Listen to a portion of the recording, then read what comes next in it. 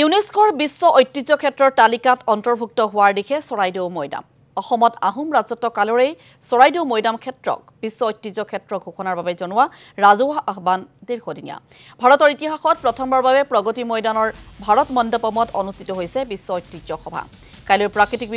প্ৰাকৃতিক সাংস্কৃতিক বিভাগৰ বাবে দাখিল কৰা মনোনয়নৰ ওপৰত হ'ব আলোচনা মাত্ৰ কেইঘণ্টামানৰ পিছতে হয়তো ঐতিহাসিক চৰাইদেউ মৈদামে ভাৰতৰ 43 সংখ্যক বিশ্ব ঐতিহ্য ক্ষেত্ৰৰূপে স্বীকৃতি পাবলৈ সক্ষম হ'ব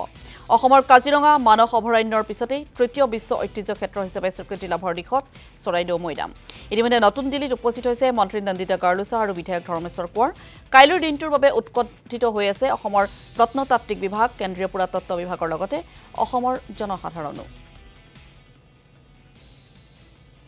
জুলাই 21 তাৰিখৰ পৰা আজি ইউনেস্কোৰ অধিৱেশন চলি আছে আমাৰ ভাৰত মণ্ডপত আজি এই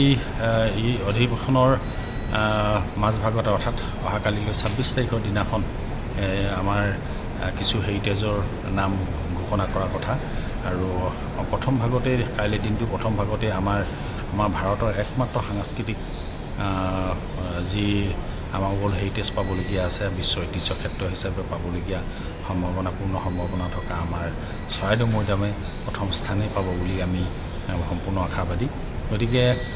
আজি আমাৰ এই সাংস্কৃতিক বিভাগত কেইবাটাও ঠাই বিশ্বৰ কেইবাখনো দেশৰ কেইবাখনো ঠাই ঘোষণা হ'ব